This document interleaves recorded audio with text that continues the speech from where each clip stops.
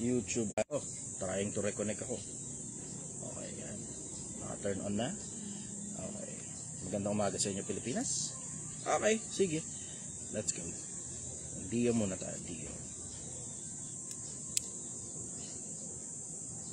Sana nga lang, na-connect ako na to sa Bluetooth. Yun, nakakonect na. Good morning, Dio.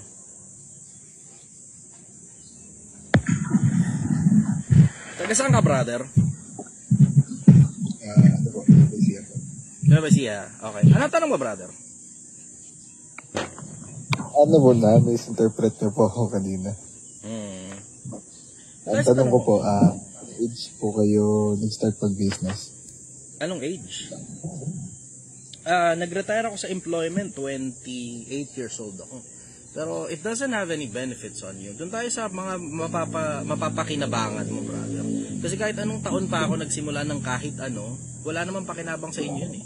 Yung iba ang tinatanong, ilang taon ka naging milyonaryo? Hindi ako interesado sa ganun eh. Kasi wala namang pakinabang sa inyo yun eh. Kahit ilang taon pa ako naging milyonaryo, it doesn't matter, naging milyonaryo pa rin ako. Hindi naman na importante kung ilang taon ako naging negosyante. It doesn't matter kasi naging negosyante pa rin ako. Ilang taon akong nagtrabaho, it doesn't matter kasi nagtrabaho pa din ako. Ang bottom line niya, brother, ang importante ikaw. So doon tayo sa mga tanong mo tungkol sa sarili mo. Sige, go. Paglingkuran kita, brother. Ano ang tanong mo tungkol sa sarili mo? Yung mapapakinabangan mo talaga.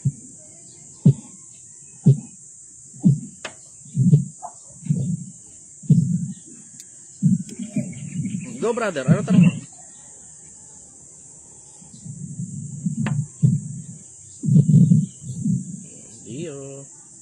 Okay, next na muna tayo. Kung magtatanong kayo, I strongly suggest yung itanong nyo sana yung mga mapapakinabangan nyo para sa sarili nyo. O para sa ibang tao, pwede rin. Pero I strongly suggest para sa sarili nyo. Ang dahilan, kasi yung mga tanong nyo, tanong din ng ibang tao yan eh. Pero wala namang pakinabang doon sa ungkatin nyo pa ang buhay ko. Kasi Good morning. Good morning, Kuya Jay. Taga saan ka? Ako yung dati, yung taga ano po? Kaya po Manila. Kaya po. Okay. Ano tanong mo, brother?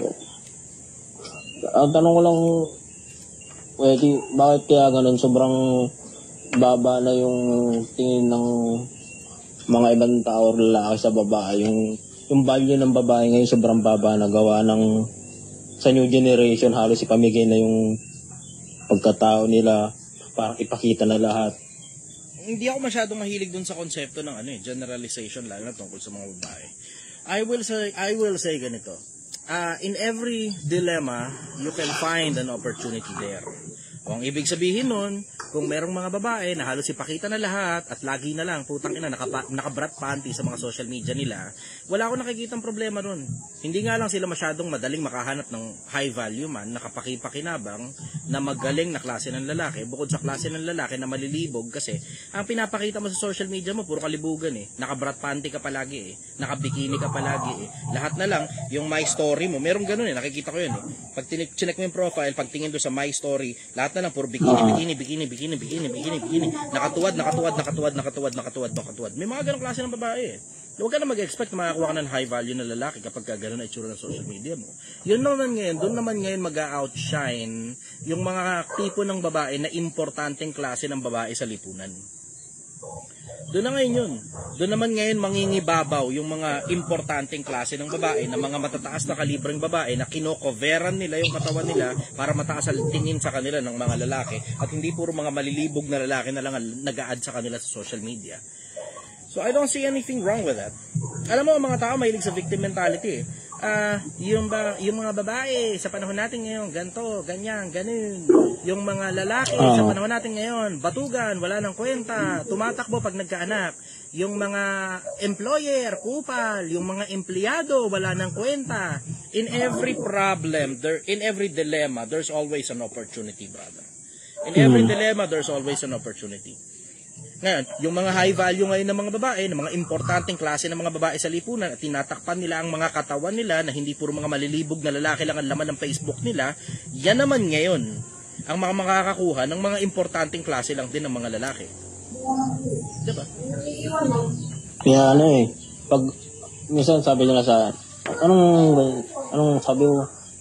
Alam mo, hindi lang naman mga babae yung mga mabababa ang value. Meron din, maraming mga lalaki mabababa na rin ang value eh. Tingnan mo nito, katulad dito, Main XP. Ayan o. Akit mo ako sa live mo, pag mumurahin kita. Yan mga ganitong klase ng lalaki, walang kwenta yan, basura ng lipunan yan eh. Hindi mga importanteng klase ng mga tao yan sa lipunan. Yan yung mga klase ng tao na tangina. Yung buhay nila mismo kinamumuhian at hindi sila importante kahit sa sarili nila. Mataas lang tingin nila sa sarili nila. Pero pag chinek mo laman ng resume niya, walang laman yan. Walang laman yung mga ganyang klase ng mga tao.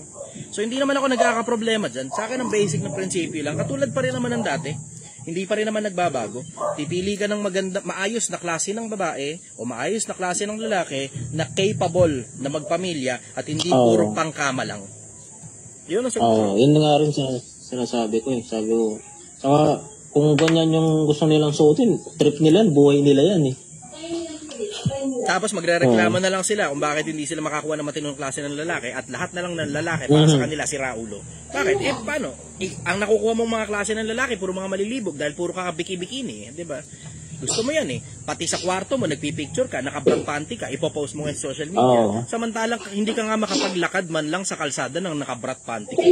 Yan hindi ko maintindihan eh. Hindi ka makapaglakad sa kalsada ng naka-brat panty ka. Bakit mo ipopost sa social media na nasa kwarto ka at naka-brat panty ka? Maliban na lang, model ka. Hanap buhay mo yan. Wala tayong problema ron kung model ka. Pero for no apparent reason at wala ka rin namang napapala dyan sa ginagawa mo at thirst trapping lang, bakit? Yan ang kulang sa mga tao eh. Yan ang kulang sa mga tao. Yung pagtatanong kung bakit natin ginagawa yung mga bagay na ginagawa natin. Kaya sabi mo, ginagawa ko yan kasi masaya. Masaya ka. Maligaya ako sa'yo. Clap, clap. Mazel tov. Enjoy, congratulations sa'yo, masaya ka. Ito ang problema mo, hindi ka magiging masaya sa implication ng mga tao tungkol sa'yo.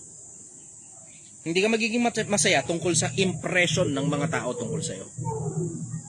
Hindi naman ganun kakomplikado eh. Hindi ganun kakomplikado ang buhay. Simple ang konsepto ng buhay. Kapag ipinapakita mo yung tungkol sa konsepto ng kalibugan, ang makukuha mong klase ng mga lalaki o mga babae, mga malilibog na klase rin ng mga tao. Intelihenteng bagay ang ipinapakita mo, intelihenteng bagay din ang mga ma-attract mo. Ganun yun. Hindi naman ganun kakomplikado eh.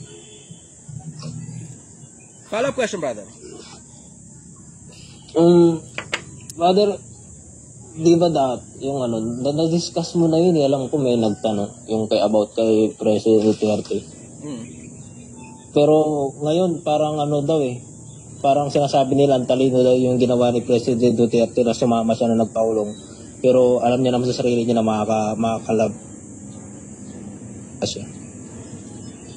Hindi ko alam kung alam ni Duterte sa sarili niya na makakalabas siya. Alam mo, personally, I don't think so. Pakiramdam ko hindi makakalabas si Duterte anytime soon. Kasi nakuha na ng ICC yan, ipapakawalan pa ba naman nila? Diba? O tingnan mo, napakatagal na dun. Nag-eleksyon na lang at lahat-lahat, ano ng balita. Wala pa rin tayo nababalitaan kung lalabas siya o hindi. Hindi ko alam. Diretso, di ko alam kung makakabalik pa siya anytime soon. Pero isa sa mga pinakamalaking bagay na napansin ko kay Duterte, and I may be wrong, mali ako dito kasi political point of view ito, pero this is my personal point of view nang hindi ako binabayaran ng kahit na sinong politiko. Sa akin, ang isa sa mga napansin ko kay Duterte, matanda na siya. Tapos lagi niyang sinasabing anytime soon, willing siya mamatay na. Siyempre, pag nasa ganun kang estado, tapos may anak ka, mas importante na sa iyo yung anak mo kaysa sa buhay mo. Matanda ka na eh. Diba? So, ako, sa akin, I may be wrong, mali ako, pumayag si Duterte na sumama ron for political reason, isa yon, for legacy reason, and for multiple reasons as well. Pero definitely, merong malaking posibilidad isa sa mga political moves yun. Kasi matalinong tao kasi talaga si Duterte. Mamamatay na rin lang naman siya, might as well die para sa kapakinabangan ng anak niya. Kasi alam mo naman, dito sa Pilipinas, alam ninyo kung paano tumatakbo ang politika rito. May namatay na isang piraso, yung kamag-anak nun, o yung kung sino man ang malapit doon, na kumandidato, yun ngayon ang maboboto. Dati pa naman nangyayari yan. Namatay ang Ninoy, naboto ang Cory. Namatay ang Cory, naboto ang Noynoy. Tapos namatay ang Jesse Robredo, naboto ang Vice President si asawa. Oh, 'di ba? Hindi naman katakata yan, wala namang bago. Walang bago, ganyan ang mga Pilipino. I may be wrong, syempre maaaring mali ako, 'di ba? Pero kung mapapansin niyo, sabi ni Duterte, sasama ako, bigyan niyo lang ako konting oras just to lecture you kasi maaaring hindi na ako magkaroon ng ibang oras para kausapin kayo o para turuan kayo. 'Di ba? Ang sinabi niya, konting oras para turuan. Pero hindi niya sinabi hindi siya sasama. Kahit alam niyang illegal yung pagkakahuli sa kanya. Saka grabe din talagang minahal si Duterte ng Pilipinas. Sobrang dami nagmamahal sa kanya. Oo. Sobrang dami. Magaling kasi talaga, charismatic kasi talaga na tao si Duterte. Namatay si Noynoy, ano naman. Oo nga. Namatay nga si Noynoy ng tahimik eh. Yun nga hindi ko rin alam kung bakit nangyari yun, bakit namatay si Noynoy ng tahimik. Kasi literal, wala masyadong maraming balita sa kanya, parang walang national event tungkol sa pagkamatay ni Noynoy. Hindi ko nga alam kung bakit nagkakaroon eh. Wala akong balita tungkol sa pagkamatay ni Noynoy, bukod dun sa nabalitaan lang talaga, pero walang parang malaking fiasco tungkol sa pagkamatay niya, katulad ng pagkamatay ng nanay niya at ng tatay niya. Hindi ko rin alam kung bakit ganoon. Hindi ko alam eh. Alleged lang naman ang sinasabi nila. Meron daw sakit na out of the usual na hindi ma-disclose sa taong bayan. Ganun. Hindi ko alam. Siyempre ako nanghuhula lang at nakikipakinig lang sa mga tao sa paligid. Ayun. Uuwi na daw si tatay. Dati pa naman nila sinasabi yan. Uuwi na daw si Dudugong. Hindi ko sigurado kung makakauwi pa siya o hindi na. Diretso, hindi naman, that's not for me that's not for us, all of us to say it. Ang makakapagsabi lang yan, ICC lang. Madaling sabihin yan. Pero ang at the end of the day, Digong is in the hands and in the mercy of the International Criminal Court. Waiting tayo ngayon kung anong sasabihin ng ICC. Kung makakauwi pa ba siya o hindi na, doesn't matter. Ang bottom line yan, putang ina. Nasa ICC na ang ano yan. Ganun. Follow-up question, brother.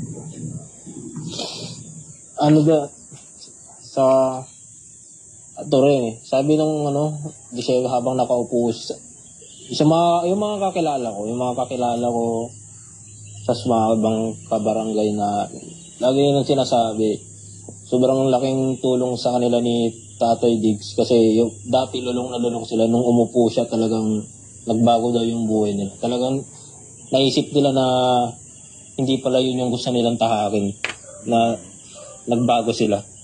Ayun, isa sa mga na-appreciate ko yung kay Digong. Ang streets natin payapa nung mga panahon niya. Payapa in the sense na hindi maraming inosente yung napapatay. Ang mga napapatay, karamihan, involved sa drugs. And when I say inosente, ibig ko sabihin, yung mga tipong passers-by lang, ganun, tapos hinold up, tapos pinatay. Hindi masyadong marami ang ganun nung panahon ni Duterte. Ang karamihan ng mga napatay doon sa panahon ni Duterte, yung mga taong, alam mo yun, involved sa drugs. Overall, hindi naman ako paid na political vlogger, and I will also say the same dun sa konsepto ng Marcos, na isa sa mga magagandang plataforma ng Marcos, pakiramdam natin ngayon, nakaka-alagwa na tayo internationally dun sa konsepto ng international tribunal natin. Kasi panalo tayo dun diba? Ang problema nga lang, hindi natin mai-impose. Ngayon, humihingi ngayon ang presidente natin ng tulong sa iba't ibang mga bansa para ipagtanggol yung mga karagatan natin. Parehas yan, may malaking pakinabang. Nagkakatalo na lang doon sa alin ang mas malaking pakinabang doon sa dalawang malalaking presidente na yan. Follow-up question, brother. Ito, brother, last question. Kasi anong masasabi mo sa street gang, kasi na dating magulo, ngayon may community service sila at mga nagpipiding program, and bakit sa ibang lugar sa Valenzuela nag-post yung parang namumuno doon na isang politiko na pinagbabawalan niya ng street gang? Nakadepende sa well, gang itself, by the name gang, wala sa hulog yun I will say fraternity in general. Ang masasabi ko, nakadepende sa plataforma ng fraternity. Kung ano yung fraternity na pinapasok mo. Kasi parang ako, nasa Fraternal Order of the Eagles ako Wala naman sa amin tangina, straight fight, tapos magbabasag ka ng bote, tapos sasaksakin mo. Walang ganon. Halimbawa, katulad sa Mason, di ba? It is also a fraternity.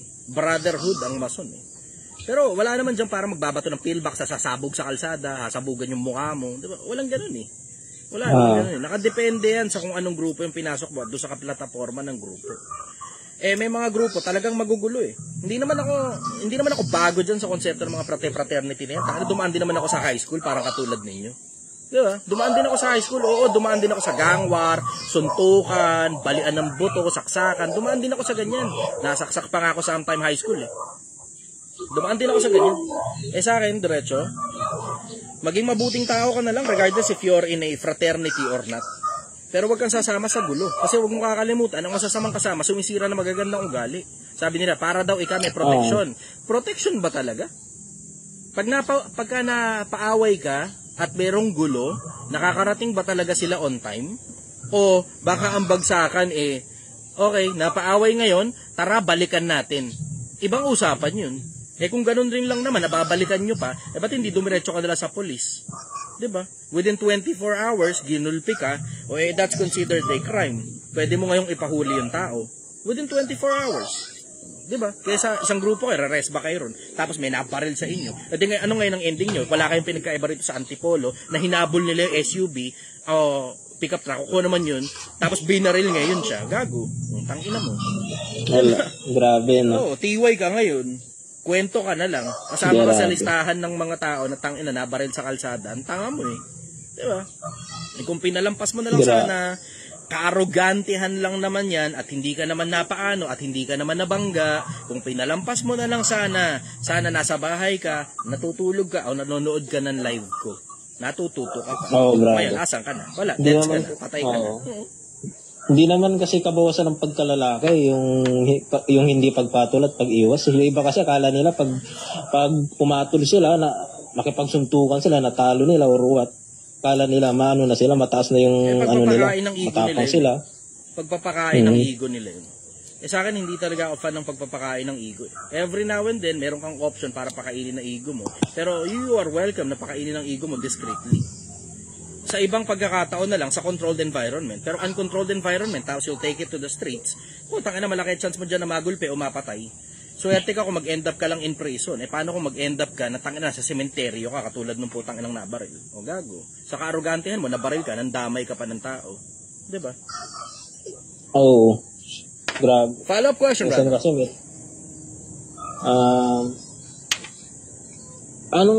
Hindi kasi ito ang daming ang daming sigaw about sa pagpapamilya, di ba, brother, pag may kinasal? Sabi ng pare, maayo ko it magpakarami. Yung iba naman, maayo magpakarami, nagpakarami ng anak, pero ang problema, napapabayaan nila, hindi nila napapakain, hindi nila naano ng mahal. Tapos sisihin nila, kaya sabi ng pare, maayo at magparami. Sa madalas na pagkakataon naman, yung mga irresponsableng magulang, hindi rin naman nagpapakasal. Marami dyan, nagkakaanak na lang. Wala naman akong problema ron kasi hindi ka naman nang humayo at nagpakarami dahil sumunod ka lang sa sinabi ng pare. Humayo ka at nagpakarami dahil trip mo. Yun naman talaga yun, diretsahan lang. Trip mo yan di ba? Hindi yan dahil sinunod mo yung sinasabi ng pare. Hindi ganun. Follow up question, brother. May kuliglig Ang ingay ng mga kuliglig ngayon. Ng mga kuliglig. Follow up question, brother. Go. Wala na? Okay na? Okay na po. Maraming salamat, Kuya Chess. Good morning.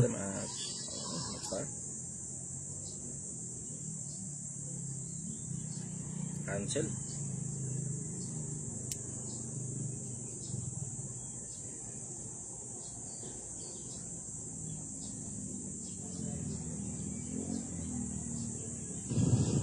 Good morning, brother. Taga saan ka? Pasig. Pasig. Okay. Ano tanong mo, brother? Tanong ko lang. About naman to sa Bible. Sige. Meron bang may nabasa ko sa isang chapter ng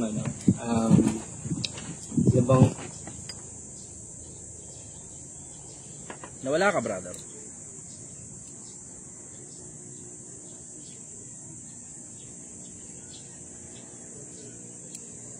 Brother, nawala ka.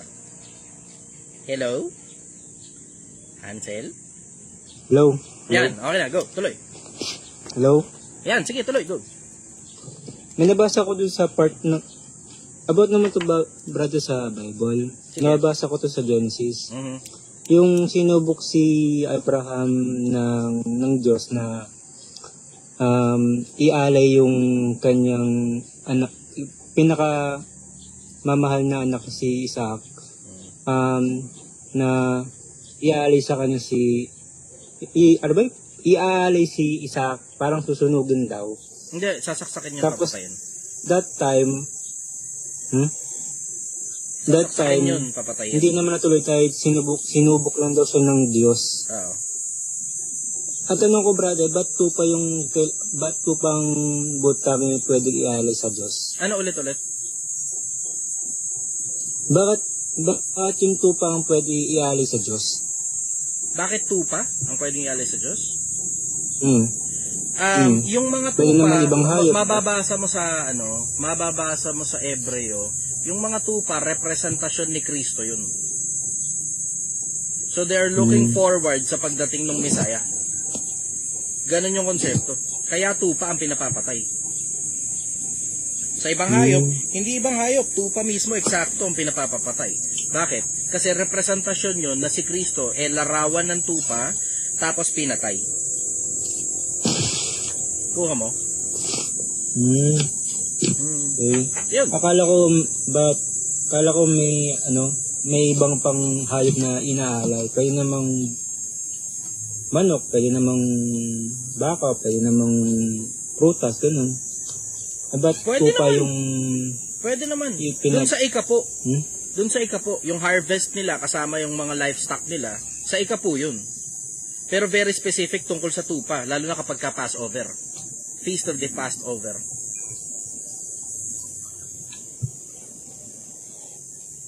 Kuha mo? Po. Follow-up question, brother. To pangalawang, about naman to sa Bible. May nabasa din ako sa Bible, wala bang, ang tanong ko, brother, may mga propeta ba na nakita ba yung Diyos Ama? O nakausap lang? Allegedly, don't quote me on this, maaaring mali ako, o interpretasyon ko lang to, maaaring mali ako. Pero si Juan na apokaliptiko, meron siyang binabanggit na nakaupo sa trono, tapos dinescribe niya. Sa Apokalipsis na yun, bandang dulo na yun ng Biblia. Kasi kinuha siya sa espiritu tapos may mga pinakita sa kanyang mga bagay para maisulat ang Apokalipsis. Tapos nakita niya yung nakaupo sa trono.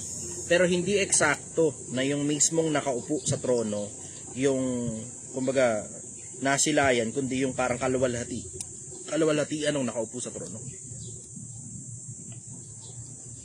Parang ganun. Don't quote me on it. I may be wrong, maaaring mali ako.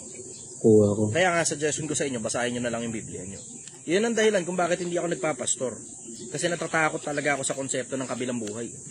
Natatakot ako sa konsepto ng kabilang buhay na baka mali ako, tapos maitawid ko pa sa kapwa-tao ko yun. Pero hindi mo rin naman maitatanggi na mas marami pa ang alam ko sa ibang mga pastor, lalo na yung mga pastor na sampay bakod lang na halos walang malay sa Biblia. Masipag akong umalam.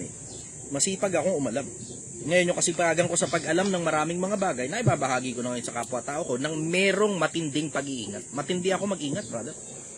Hindi ako basta-basta na lang naglalabas ng information, lalo na kung hindi ko kayang panindigan yung mga information na inilalabas ko. Paminsan-minsan nagkakamali pa rin naman ako kasi pinakikinggan ko yung mga live ko pagkatapos kong mag-live. Nakikinig ako sa sarili ko kapag katapos kong mag-live. So, nag-live ako ng 1 oras mahigit o 2 oras. 2 oras ko rin pinapanood yan. Nanonood ako sa sarili ko pagkatapos ko mag-live. So, maingat ako tungkol sa pagsasalita, lalo na pagka may kinalaman sa Diyos. Maingat talaga ako. Ayokong makapagtawid ng maling pananampalataya sa kapwa-tao ko. Follow-up question, brother. Kuha ko po. Tanong ko lang to, brother. Kapag sasamba tayo sa Panginoon, obligado ba tayo lumahod? Alam mo, you may find this interesting. You may find this interesting na yung nakasulat sa Biblia at saka nakasulat sa Quran, halos parehas tungkol sa pagpapakababa tungkol sa Diyos. Halos parehas. Pag si Kristo nananalangin, hindi naman bawal na manalangin ka na nakatayo, pero mas pinipili nila na manalangin ng nakapatira pa, kung tawagin. Ang tawag doon sa Biblia, nanikluhod o nagpatira pa. Ganon sila magdasal. si Kristo at saka yung iba pa. Naninikluhod o nagpapatira pa kung tawagin. Ganon sila magdasal nung unang panahon. Parehas halos yung Biblia at saka yung Quran doon sa panig na yun. Kuha ko po. Follow-up question, brother. Ano ba yung isang tanong na yun? Alam mo, ito Nagsulat talaga ng mga tanong eh. merong nagsulat ka? Okay, ayos good job. Okay, meron akong napansin, nakakaiba tungkol sa itsura ng pananalangin nila noon. Ang lumuluhod ng parang katulad yung alam ninyong pagluhod, merong mga Romano na nung panahon na nakapako na si Kristo sa krus, niluluhuran siya, ganun yung itsura ng pagluhod. Hindi pa patira pa. Kumbaga, inaasar siya, iniinis siya. Iniinsulto siya. Pero yung mga alagad, pag sila nagdadasal, kasama ng Panginoong Yesus, pag nagdadasal sila nun, nakapanikluhod. Nakapatira pa. Ang tawag dun sa Griego, tetaime. Horizontal position yun, hindi vertical position. I-research ninyo yun, tignan nyo ng gusto. Tapos you may find it interesting na hindi ganun ang pananalangin ng maraming mga Kristiyano sa panahon ngayon. Supposed to be, dapat kinokopya mo yun kung paano manalangin si Jesus eh. Diba? Ganun dapat eh.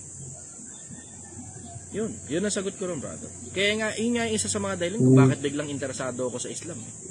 Kasi pag binasa mo Biblia, tapos tinignan mo yung paligid dun sa mga Kristiyano, parang hindi nagtutugma. Hindi nagtutugma eh. Tingin ka sa paligid, basahin mo Biblia mo, yung bagong tipan, tapos tignan mo yung mga Kristiyano sa paligid, hindi nagtutugma. Merong mga hindi nagtutugma ron. Maaring mali ako na hindi pala sila totoong Kristiyano, baka nagpapanggap.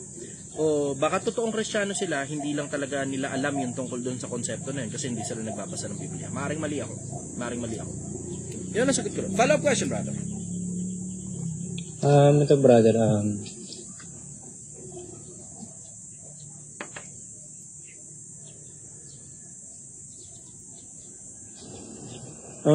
Maganda to. Itong naman, tanong. personal ko naman, brother. Personal ko naman to. Dali, Personal hold muna yan. Itong isa maganda yung tanong. Si Yahweh ba at si Allah ay iisa? Sige. Yung salitang Allah, ano yan eh?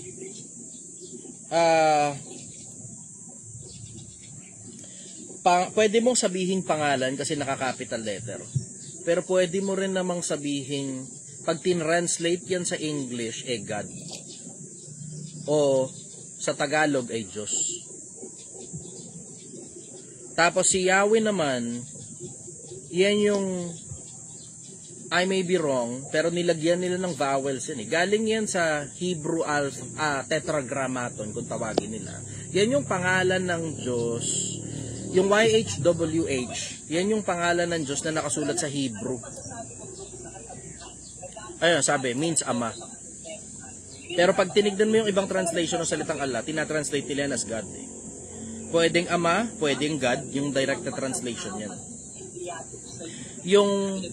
Yung Yahweh naman, galing yan sa tetragrammaton o 4 letters na galing sa Hebrew, yung Diyos ng mga Ebreo, na kung tawagin nila si YHWH, pero ano yun? Spelling, brother, may background ka? Medyo, masakit sa tenga. Nakaka-distract. Okay, ngayon, yung tungkol dun sa YHWH, sa tetragrammaton, dinugtungan na lang nila yan eh. Tapos mga bagong tao na yung naglagay ng vowels dyan eh. Kaya naging Yahweh. Pero hindi, yung actual na, yung actual na pronunciation yan, hindi, I may be wrong, maaaring nawala. Hinahanap yan ng maraming mga tao eh, yung actual na pronunciation ng salitang YHWH na pangalan mismo ng Diyos. Ang dahilan kung bakit nawala kasi yung Hebrew alphabet, allegedly, sabi daw nila, walang vowels. So yung A, E, I, O, U, walang ganon. So ngayon, para ma-pronounce yun, yung nagbabasa ang nagsusupply ng vowels. dun sa mismong letters. Ang problema, dahil walang vowels, allegedly, ang Hebrew alphabet, yung mismong pronunciation kung paano binabasa yung YHWH, nawala. Tapos, syempre, ang mga tao, sa kapangahasan ng mga tao, pinaglalagyan ng vowels yan. Tinan mo, yung isa kanina, kita mo, ito pruweba ko sa inyo. Yung isa kanina, ang sabi niya, Yahweh. Itong isa naman, si R. Viralvin, Yawa daw ang sabi, Yawa. So, yung iba ang sabi, Jehovah. 'Di ba? So ngayon, nagkakaiba-iba tuloy yung pronunciation nun. Pero yung konsepto ng YHWH, hindi na alam kung paano ipopronounce yun eh. Isa sa mga dahilan kung bakit, kasi yung sa 10 utos, ang sabi, wag mong babanggitin ang pangalan ng Panginoon Diyos sa walang kabuluhan, sapagkat hindi aariin ng Panginoong Diyos na walang sala ang sino mang bumanggit sa kanyang pangalan sa walang kabuluhan. So pwede kang batuhin hanggang mamatay ka kapag binanggit mo yung pangalan ng Diyos, tapos wala namang kakwenta-kwenta pagkakabanggit mo. Yun ang dahilan kung bakit pinapalitan nila yan ng salitang Panginoon, Diyos, Ama, at maraming iba't iba pang mga salita. Yun. Diego, brother, tuloy natin yun sa'yo. Maganda yung tanong na yun eh, kaya siningit ko lang sandali. Okay lang yun, brother. Magandang tanong yun. Yeah. Sa akin to personal. Sa akin lang, brother, dinididug ko kasi to eh. Masama ba maging selfish? Sa iyong opinion lang, kasi ang masama sa pagiging talaga, selfish. Aminado ako dun. Kasi gusto ko lang talaga. Sige, go. Tuloy, brother. Tuloy. Go. Tapos yung buong tanong mo. Aminado naman ako sa akong selfish ako talaga. Yun talaga ugali, selfish talaga ako. Wala akong, di ko naman sinasabi wala akong pake. Wala akong pake sa kapatao kasi inaano ko yung sarili ko muna, inaayos ko. Kapag ni-improve ko yung aking sarili. Yun lang. Okay. Understood. Okay. Magandang umaga sa inyo Facebook, magandang umaga sa inyo YouTube. Okay. So, yung tanong, masama ba maging selfish? You can answer it with a yes and you can also answer it with a no. Lahat ng bagay na sobra masama. Pero nakasulat din naman sa Biblia sa pangalawang utos na iibigin mo ang Panginoon mong Diyos, yung unang utos, buong pag-iisip mo, buong lakas mo, So, number 1 na utos, iibigin mo ang Panginoon mong Diyos. Yung pangalawang utos, iibigin mo ang iyong sarili, iibigin mo ang iyong kapwa, gaya ng pag-ibig mo sa iyong sarili. So, yung pag-ibig mo sa sarili mo, ang pagtutularan mo ng pag-ibig mo sa kapwa-tao mo. In the context na yung pag-ibig mo sa sarili mo, hindi mo pinababayaan ang kapwa-tao mo sa mga sobrang importanteng bagay para mabuhay ang kapwa-tao mo, I don't think it is bad. Iniibig mo muna ang kapwa-tao mo, iniibig mo rin yung sarili mo, inuuna mong pag-ibig sa sarili mo para makatulong ka sa kapwa-tao mo, I don't think it's bad. Pero, nagiging masama yung pag-ibig sa sarili kapag ka pinababayaan mo na yung buhay ng kapwa-tao mo na nakapaligid sa'yo. Pero, hindi masama yung pag-ibig sa sarili kapag ka, eto nakakalito eh, tingnan mo, isipin mo yung konsepto na halimbawa, dapat bang bigyan ng pera ang magulang? Ba? Yung tanong na yon, dapat bang bigyan ng pera ang magulang? You can answer it with a yes, you can also answer it with a no. Dapat bang magbigay ng limos sa pulube? You can also answer it with a yes, you can also answer it with a no. Paano nangyari na pwedeng mag-yes, pwedeng mag-no tungkol sa pagbibigay ng pera sa magulang? May mga magulang na hindi talaga nila alam kung anong ginagawa nila, tapos isang araw naglalakad, nadapa, bali ang binte, ilabas mo naman sa ospital ang magulang mo. Huwag mo naman pagdamutan. Pero lahat na lang ng pera mo gustong hingin ng magulang mo, I don't think that is sensible. Lalo na kung bata pa ang magulang mo at 40 pa lang at ikaw naman 20 pa lang. Kasi may mga ganyan eh. Meron ako mga tao dati na hinandle na yung mga magulang nila, 20 anyos itong isang tao ko, sekretary ko dati, na, kasi marami akong secretaries dati, na yung magulang niya, hingi ng pera, na ang gusto, buong sweldo itrego dun. Kinausap ko yung magulang, kasi bata pa yung magulang, 40 lang, tinatamad lang talagang magtrabaho eh. Ang gusto, magpapasustento dun sa anak. Sabi ko, palaguhin nyo naman muna po yung bata. Kasi nakakaawa naman, ang lahat na lang ng pinaghirapan papunta sa inyo, tapos ubusin nyo lang lahat ng pera, di na nakakaipon yung bata. So, ibig sabihin, mula ngayon, nagtatrabaho na siya, hanggang tumanda kayo, na hindi nyo na kayang magtrabaho, hihingin nyo yung pera ng anak ninyo. Di ba? Hindi naman tama yun. Bakit? Kasi ang nararapat, hindi nararapat na ipagtipon ng mga anak ang mga magulang. Ang nararapat, ipagtipon ng mga magulang ang mga anak, nakasulat yan sa Biblia. Ang nakasulat sa Biblia, ang magulang ang dapat magtipon para sa anak. So, obligasyon mo bilang magulang na dapat may pamana ka sa anak mo. Hindi obligasyon ng anak mo na pag tinatamad kang magtrabaho, siya magpapakain sa'yo. Hindi obligasyon ng anak mo yun. Nalilito ang mga tao dyan sa konsepto na yan eh. Sa ganong angulo, pwede mong unahin mo muna ang sarili mo. Bakit? Kasi yung simpleng konsepto na yung magulang mo, lumitaw yan dito, kabisado na niya ng mundo, nauna siyang lumitaw dito, dapat siya kaya na nagbibigay sa'yo. Pero kung hindi makakapagbigay sa'yo yung magulang mo, dahil tinatamad siya, unahin mo muna ang sarili mo, lulunurin ka ng magulang mo kapag ganyan. Ayan o, magandang, ayan. Anong verse yun, ma-share bossing? Maganda yun, magandang verse yun. I-google nyo na nga, hindi ko kabisado yung mismong verse eh. Narito, ako'y handang pumarian sa inyo at ako'y hindi magiging pasanin sa inyo sapagkat hindi ko hinahanap ang inyo kundi kayo sapagkat hindi nararapat na ipagtipon ng mga anak ang mga magulang kundi ng mga magulang ang mga anak. Yun yung actual na letra por letra na nakasulat. Google nyo.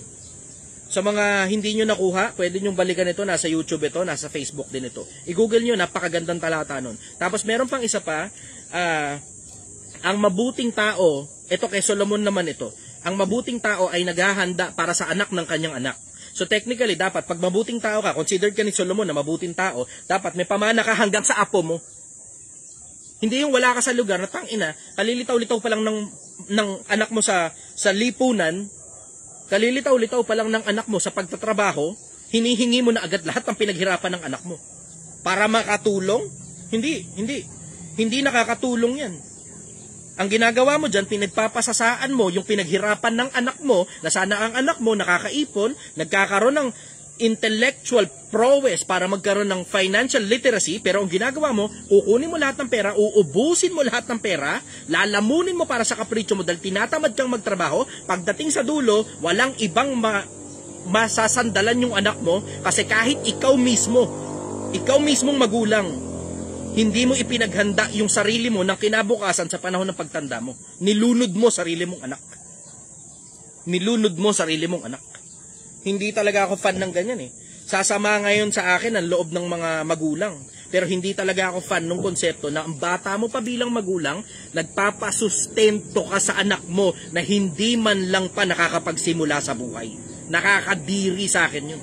Nakakadiri sa akin yung isang magulang na ang bata mo pa, tinatamad kang magtrabaho, nagpapasustento ka sa anak mo, lahat na lang ng pera ng anak mo gusto mong kunin, gusto mong lamunin. Tapos nilalamon mo yung kinabukasan ng anak mo, nakakadiri ka sa paningin ko.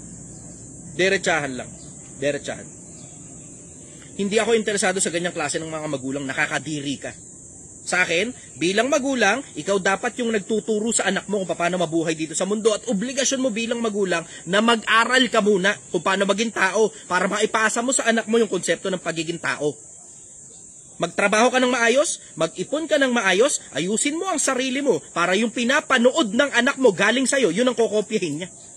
Hindi yung puta, hihingan mo anak mo ng pera, napakabata pa ng anak mo, hindi pa nakakapagsimula sa buhay, pinepuwersa mong magtrabaho, hindi pa nga tapos ng kolehiyo, ni hindi nga matapos man lang yung high school, elementary lang, pinagtitinda mo sa kalsada.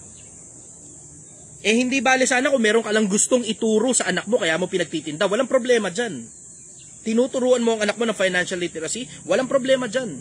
Pero yung magulang mo, yung magulang, pinepuwersa yung anak para magtrabaho dahil tinatamad siyang magtrabaho para may kainin ang magulang, hinihingi niya lahat ng pera ng anak, sobra na yan. Kadiri yan. Nakakadiri yan. May mga kilala akong ganyan. Diretso, nakakadiri kayo bilang tao. Dirindiri ako sa inyo bilang tao. At magagalit kayo sa akin at wala akong pakialam. Kahit i-bash nyo pa ako, okay lang. Wala akong pakialam. Mandidiri ako sa inyo. Nakakadiri kayo bilang mga magulang kung tinatamad kayong magtrabaho. Tapos, ang nilalamon ninyo, yung pera ng mga anak ninyong wala ngang kaipon-ipon yung bata at hindi pa nakakapagsimula sa buhay. Nakakadiri kayo bilang mga tao. Nakakadiri kayo, ulitin ko, nakakadiri kayo. Ba't ka naglabas ng tao sa mundo nang ikaw pala mismo hindi mo gustong ipagtrabaho yung sarili mo? Sarili mo na lang hindi mo gustong ipagtrabaho. Ba't ka naglabas ng tao sa mundo? Nakakadiri kayo. Dapat ang mga magulang ang nagtuturo sa mga anak nila kung paano maghanap buhay at paano mag-ipon. Hindi yung tangina, pinaghirapan ng anak mo, lalamunin mo dahil lang tinatamad ka magtrabaho, nakakadiri ka. Baboy, tangina. Ano ngayon na mangyayari? Gumagawa ka ng mga tao na katulad mo rin. Na ang ginagawa nila, nag-aanak sila ng wala pa sa lugar para lang makatakas sa obligasyon nila sa'yo. Tapos, pag sila tinatamad ng magtrabaho, kung ano nakita nila galing sa'yo, 40 anyos pa lang nanay ko, tinatamad na siya magtrabaho eh. Hinihingi na pera ng anak, ganun din gagawin ko sa mga anak ko. Para may mag-alaga sa akin. Tangina kadiri. Nakakadiri kayo bilang tao. Diri ako sa ganyang klase ng mga magulang. Nakakadiri. Baboy. Tangina. Kaya sasabihin mo, pera lang naman yan. Hindi pera pinag-uusapan natin dito. Hindi pera ang pinag-uusapan. Ang pinag-uusapan natin dito, yung buhay ng anak mo na ibinebenta niya kapalit ng pera. Tapos ipinapakain sa'yo dahil tinatamad ka magtrabaho. Hindi nyo naiintindihan Pilipinas eh. Na pag nagtatrabaho ka at ibinebenta mo ang oras mo kapalit ng pera, kapalit yan, katumbas yan ng ibinebenta mo ang parte ng buhay mo para sa pera. Hindi mo naiintindihan Pilipinas?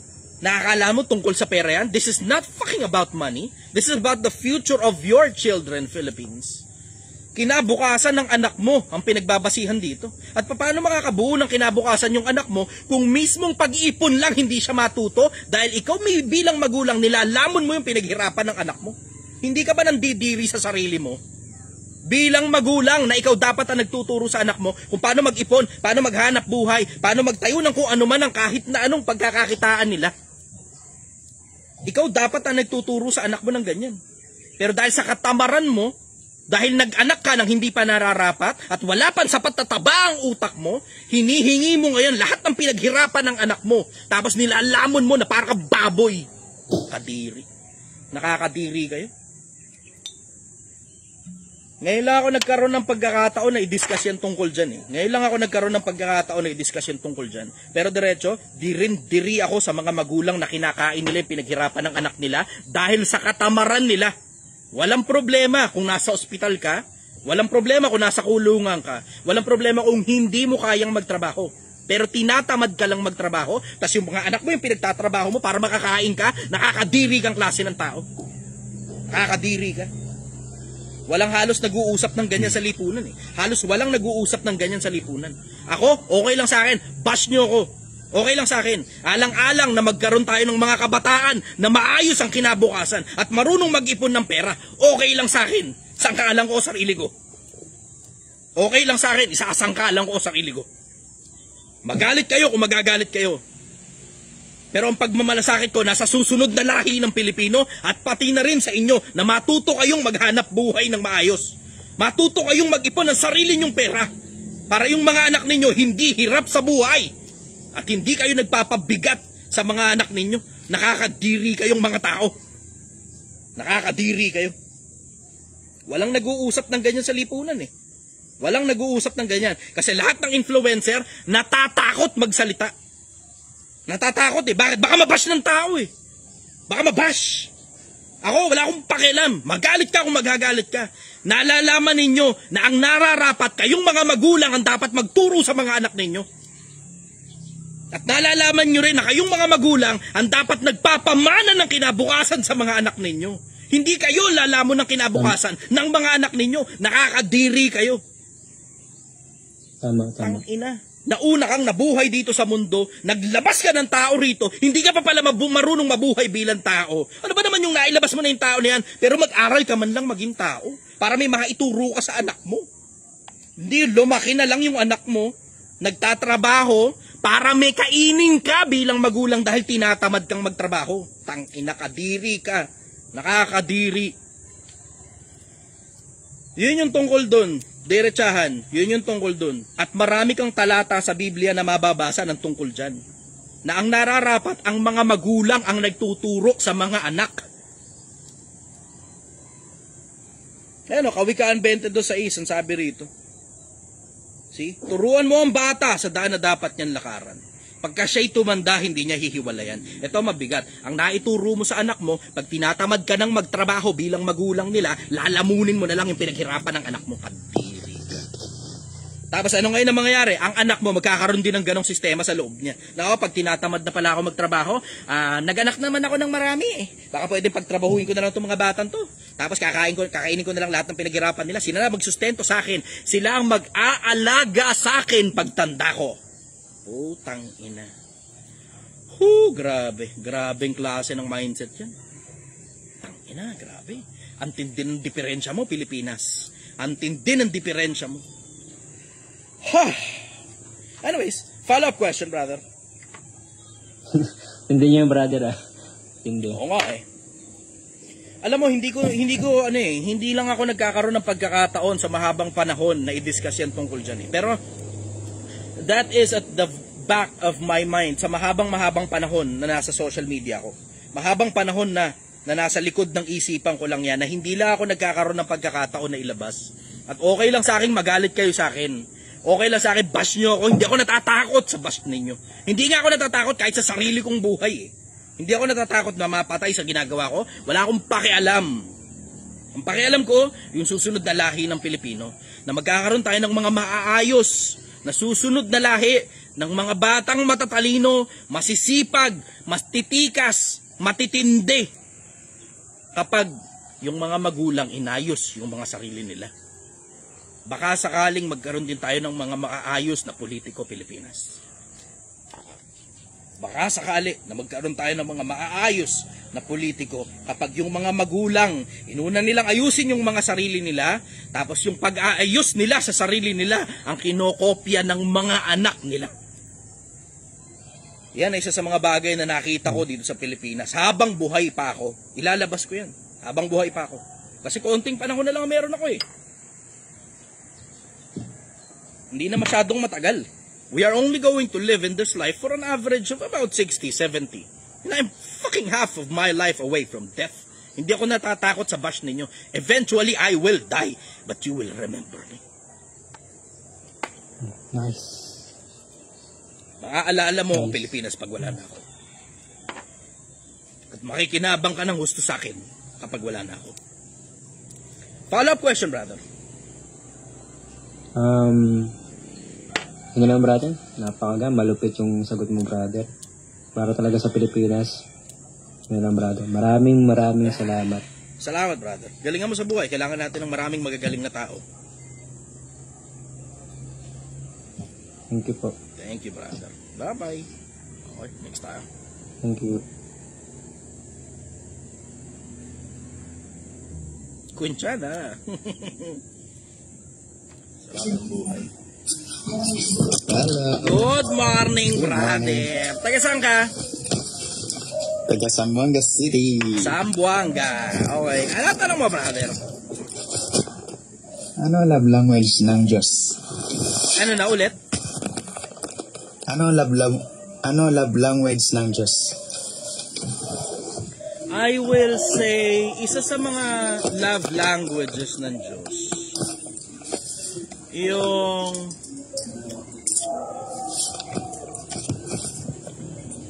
paghingi sa Kanya. Pero, kumbaga, reverse act of service. I will say, reverse act of service. Isa sa mga love languages din ng Diyos, yung words of affirmation. Paano ko nasabi? Mapapansin mo, purihin mo ang Panginoon. Purihin mo ang Panginoon. Mababasa mo yan paulit-ulit sa Biblia. Purihin mo ang Panginoon. Na-appreciate ng Diyos yun eh, pagka pumupuri sa Kanya matitinong tao. Tapos sasabi ko rin, yung reverse na act of service, na ikaw yung humihingi. Ikaw yung humihingi. Wala masyado nakakaalam na to eh. Hindi ko nga alam kung paano hindi alam ng mga tao ito eh. Pero kung paano ang isang magulang natutuwa kapag yung mabuting anak niya humihingi sa kanya. Ganon din ang Diyos. Natutuwa siya kapag humihingi sa kanya yung mabuting anak niya. Paano ko nasabi? Kasi merong talata sa Biblia, sa isang talata ng Kawikaan, ang sabi ni Solomon, ang dalangin ng masama ay ang hain ng masama ay kasuklam-suklam sa Panginoon. Ngunit ang dalangin ng matuwid ay kaluguran niya. So ang hain ng masama, naghahain yung masama kasuklam-suklam sa paningin ng Diyos. Pero yung dalangin ng matuwid, ikaw na yung humihingi, ikaw na yung dumadalangin, kaluguran niya. Wala masyadong nagtatanong ng ganun eh. Wala rin masyadong nakakaalam nito tungkol sa Diyos. Na natutuwa ang Diyos kapag humihingi ka sa Kanya, kapag mabuting tao ka. Kaparehas ng isang magulang na natutuwa kapag kayong mabuting anak niya humihingi sa Kanya. Hindi naintindihan ng masyadong maraming tao yun. Pero kung paano yung magulang, halos katulad din nun ng Diyos. Kasi yung mga pakiramdaman ng tao, mapapansin mo, pakiramdaman ng Diyos yan eh. Ipinasa niya sa tao eh. Ginawa niya ang tao na may katulad niya. Dalangin natin ang tao ayon sa ating larawan, ayon sa ating wangis. Yung mga pakiramdaman mo bilang tao, halos ganun din ang pakiramdaman ng Diyos. Hindi lang talaga tayo nagta-take time para unawain siya. Kasi ang gusto natin, tayo lang yung inuunawa. Yun ang mahirap sa mga tao eh. Mga tao selfish, sarili lang nila nasa isip nila. Pero if you will only take time para unawain yung gumawa sa'yo, siguro malayo ang mararating mo sa pagdating sa pagkaunawa. Karunungan ay pinakapangulong bagay. Sa lahat ng piliin mo ang unawa. Wala masyadong nag-iisip ng ganun. Ano nga naman ang love language ng Diyos? No? I have thought of it very well and somewhat hard in the past. Okay, natuto ako ngayon, love language, ang galing. Yung Diyos kaya, ano kaya love language niya? Naisip ko yun eh. No. Tapos ngayon, yung mga bagay na naisulat ko noon, kasi sinulat ko yun eh, nasa notebook ko yun. Yung mga bagay na naisulat ko sa pag-aaral ko tungkol sa Diyos, ngayon, naisasagot ko na sa ngayon sa inyo. Diba? May talata pa. Diba? Yun. Follow-up question, brother. Thank you, brother. Okay na? Okay, go. Next. Isa po ba sa mabubuting gawa ang pagpapautang? Sino dapat ang pautangin, sino dapat ang hindi? Mabuting gawa ang pagpapautang. Kasi, syempre nakakatulong ka sa kapwa-tao. Hindi nga lang sa mga taong abusado. Diba? Mabuting gawa ang pagpapautang. Kasi, ang matuwid, isipin mo merong nakasulat sa Biblia na bigyan mo ang sayo'y humihingi, wag mong talikdan ang sayo'y umuutang. So wala tayong pag-uusap doon, nakasulat sa Biblia yon. Hindi mandatory na papautangin mo yung nangungutang. Pero ang naaawa sa dukha ay nagpapautang sa Panginoon at ang kanyang mabuting gawa ay babayaran sa kanya uli. Nakasulat sa Biblia yan. Ngayon, sino dapat pautangin? Yung mga tao na alam mong hirap at naipit lang talaga sa sitwasyon. Sinong hindi dapat pautangin? Yung alam mong nangaabuso na lang at yung inutang nila ay para lang din naman sa kapritsyo, maliban na kung pagkakakitaan mo yung utang nila. Okay lang yun. Kasi inutang yun, hindi naman para sa pangangailangan eh. Inutang yan para sa kapritsyo eh. Ngayon, natanong mo, paano yung mga iba na naubos ang pera sa kapritsyo tapos ngayon para sa pangangailangan tsaka sila nangungutang? Kasi maraming ganyan, diretsaan lang, inuubos sila sweldo nila sa Shopee, pasyal, mierda, kain sa labas kung saan-saan, tapos pagdating ng bayaran ng putang inang bills, iaasa kayo sa OFW, kailangan namin ng ganito, pinapalayas kami. Pinapalayas ka, putang ina mo, pinapalayas ka, samantalang yung Shopee delivery mo, hindi mo pinapalayas. Tanggap ka ng Shopee delivery? No. Tanggap sa Shopee delivery. Hindi mo pinapalayas Shopee delivery, tapos ngayon, ikaw na ngayon pinapalayas. Tangin na yun talaga. Ay, nako. Yung mga ganon diretso, sa akin optional na lang kung pautangin mo yun. Pero sa akin, kesa magpautang ka, magbigay ka na lang. Magbigay ka na lang. Yung utang mo parang pamigay na. Yung konsepto na, okay, magkano kailangan mo? 5,000 para hindi kami papalayas eh. Okay, sige. Eto 500. Hindi yan eksakto yung kailangan mo. Pero sapat yan para makakain ng pamilya mo, para makagawa ka ng paraan para dun sa pera na kailangan mo. May pamasahe ka na, may pangkain ka na, hindi yan eksakto yung halaga mo, pero kailangan ko rin kasi yung pera eh. Ayoko naman ilagay yung sarili ko sa isang posisyon na kailangan pa kitang singilin kasi magkakasira tayong dalawa eh. Ayokong magkasira tayong dalawa. So itong 500 piso, hindi yan eksakto yung kailangan mo. Kung babalik mo pa sa akin yan, that's optional. Pero kung hindi mo na ibalik sa akin, that's completely up to you. Ganon. Hindi ka nagka-problema. Tumulong ka na diretso. Ngayon, pag binalik niya yung 500, makakaulit siya. Pag hindi niya na binalik yung 500, wag mo nang pautangin ulit. Kasi alam mo na ang nanghihiram at hindi nagsasauli, ang gayon ay masamang tao. Yun, nakasulat din sa Biblia yun. Nanghihiram, hindi nagsusuli, masamang tao ka. Masamang tao ka. So, hindi ka na dapat pautangin kapag ka nanghihiram ka, tapos hindi ka nagsusuli. Diretso lang. Ganda kapag ka alam mo Biblia. Pag naiintindihan mo Biblia, hindi ka talaga magmumukhang tanga Follow-up question, brother. Iyan lang po, brother. Okay, maraming salamat. Masira muna ako. Thank you very much, brother. Bye-bye. Thank you. Good morning sa inyong lahat. Magandang umaga sa inyo. Ayan, binigay yung talata, 15:8 ng Kawikaan. Ang hain ng masama ay kasuklam-suklam sa Panginoon, ngunit ang dalangin ng matuwid ay kanyang kaluguran. Yung dalangin ng matuwid, imagine ikaw na yung dumadalangin, natutuwa pa siya. Ikaw na yung humihingi, kasi sa pananalangin may paghingi. Diba? Ikaw na yung humihingi, natutuwa pa ang Diyos. Pero yung hain ng masama, kasuklam-suklam daw sa paningin ng Panginoon. Yung hain ng masama, kasuklam-suklam sa paningin ng Panginoon. See? Okay. Next tayo. Gray. Gray. Wala. Okay, next tayo. Jayga TV.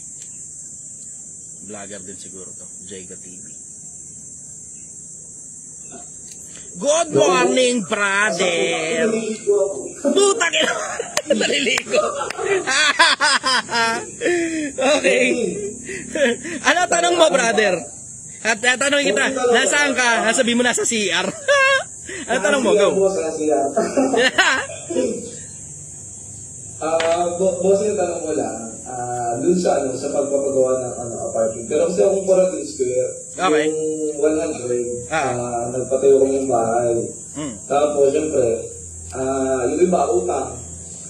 Tapos, naisip ko yung sa 300 square, magpagawa ng apartment. Okay.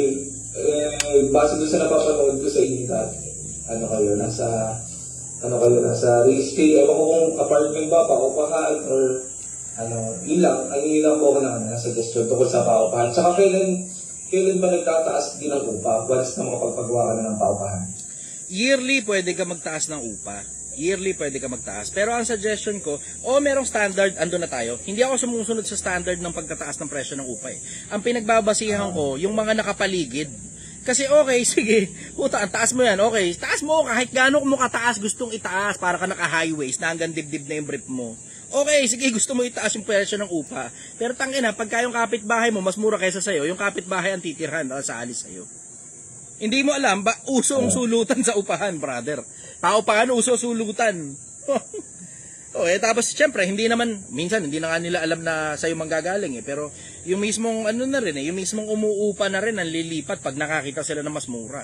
Ile-level mo dun sa mga nakapaligid sa'yo. Ganon yun. Pero ito suggestion ko, brother. Ito hindi ka masyadong mahihirapan. Ang suggestion ko, dun ka sa mura lang. Yun ang market ko. Pero that's my suggestion. Yung iba kasi mahal yung kanila Okay lang naman yun. Bakit? Malaki yung lugar Pero sa akin, as much as possible, liitan mo. Kasi hindi masyadong mahirap maningil. Versus yung malalaki, tapos nahirapan kasi ngilin, kailangan pa ng dimandahan ngayon. Tangina, masakit sa ulo yan. Masakit sa ulo yan pag kailangan pa ng dimandahan. Sa akin, diretso, yung mga maliliit, dun wala ka masyadong bagansya, wala ka masyadong sakit ng ulo. Pagka panahon na para paalisin, nadadaan sa pakiusapan. Pag hindi madaan sa pakiusapan, putulan mo lang ng ilaw, putulan mo ng tubig, tapos na yun. Wala ka ng problema. Alis na yun ang kusa. Ganun. Pero pakiusapan lang.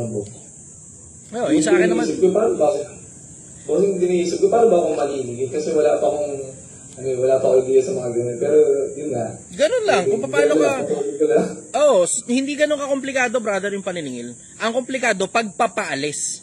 Yung paniningil, hindi komplikado. Ang komplikado, yung pagpapaalis. Yung paniningil, pupunta ka lang doon. Hello po, kukunin na po yung renta. Opo, kamusta naman po yung bahay? Wala naman po yung problema. Ganun lang, basic. Pero yung pagpapaalis, paano mo i-word properly yun para hindi pumapalag sa'yo yung tenant tsaka wasakin yung bahay bago sila umalis. Tangina. Yun ang mahirap, yung pagpapaalis. Follow-up question, brother. Yun lang, brother. At saka, pwede ba akong makikichismis sa content? Depende, kung personal, hindi masyado. Dapat nila ako nakikinig sa inyo eh. Kasi yung magkikita sana kayo ni Rendon. Ano pala pareho kasi yung idol. Nakita naman kami. Bro, pero yung collab, parang hindi tayo nakapag-call. Baka hindi mo lang naabutan. Nakapag-live kami ng magkasama. Tapos sumasagot kami sa tanong doon sa opisina niya. Nga lang, kinailangan ko lang kasing i-delete lahat ng mga videos kasi nagpapamonetize ako nung panahon na yun eh. Kasama yun sa mga na-delete. Hindi rin naman gumana yung monetization eh kasi ang Facebook masyadong sensitive. Magmura ka lang ng konti. Okay lang sa akin. Mas okay na sa akin, i-retain ko na lang yung pagmumura ko kaysa tatanggalin ko yung identity ko tapos hindi ko ngayon masabi ng maayos yung mga bagay na gusto ko sabihin. Di baling walang pera? Okay lang. Di baling walang pera. Para po. Yun lang po, thank you. Parang sige yung kasi parang nagre-read talk eh. Salamat, brother. Mabait na tao yun sa Rendon, hindi nyo lang alam. Mabait talaga po. Oo, lagi nakakaalala sa akin yun. Na-appreciate ko yun. Sobra. Na-appreciate. Yung mga patotsyada niya sa social media, puta, patotsyada lang yan. Tawag niya doon, basher marketing. Sorry Rendon magtropa tayo, Brad. Pero kailangan maintindihan ng mga tao na hindi ka masamang tao. Follow-up question, brother. Okay na, bossing. Thank you so much. Thank you. Okay, thank you very much. Assalamualaikum. Waalaikumsalam, brother. Gray. Ito. Tingnan natin. Si Gray ulit. Brother, good morning. Mukhang bumisita ka pa dito. Nakita mo yung live ko Okay. Sige, standby ka lang muna dyan. Good morning, Gray. Taga saan ka? Brother, good morning. Good morning. Taga saan ka, I'm brother? from Quezon City, brother. Quezon City. Okay, ano tanong mo? QC, brother. Brother, tanong ko lang, naniniwala ka ba sa The Big One? At kung sakaling naniniwala ka, sa tingin mo kailan mangyayari yun? Wala naman nakakaalam yung The Big One na yan eh. Hindi naman ako si anong pangalan nun? Yung nanghuhula ng putang inang matitindi. Si, Rudy Baldwin. Wala yung Nostradamus, wala yung patay na yun. Si Rudy Baldwin. Pero sa Bible, meron bang nasusulat ng The Big One? Oo. Hindi The Big One. Hindi ganun. Hindi ganun magsulat ang Biblia, maliban na may kinalaman sa Middle East eh. Pero tungkol sa Pilipinas, napakabihira ng banggit tungkol sa Pilipinas sa Biblia. Meron lang sa mga isla, ganun, sa mga pulo ng dagat, yun. Ganun mababasa mo, sa bandang silanganan, ganun, sa sinisikatan ng araw, ganun. Mga tungkol sa Pilipinas, ganun. Pero yung tungkol sa The Big One, very specific sa The Big One, dati pa naman yung The Big One na yan eh. Paano ko sinabing dati pa yung The Big One? Kasi regular na nangyayari yan, parang every 100 years, ganun. Somewhere, basta merong timetable yan kung kailan mangyayari. Ngayon, long overdue na tayo para dun sa The Big One na yun. Inaantay na kung kailan magkakaroon ng ganun. Tapos pagkatapos nun, mag-aantay na ulit ng 100 taon pa. Ganun yung konsepto. So hindi naman ako, hindi ako, alam mo yung, hindi ako troubled dyan sa konsepto ng The Big One. Isa sa mga dahilan, dahil kung ako personal, kung mamamatay. Yung mga buildings ko naman, secured na. Ina mo, nakalimutan ko. Live nga pala to. Ina mo talaga. Dulos tuloy ako. Wala na, hindi ko. Okay, kaya mo na.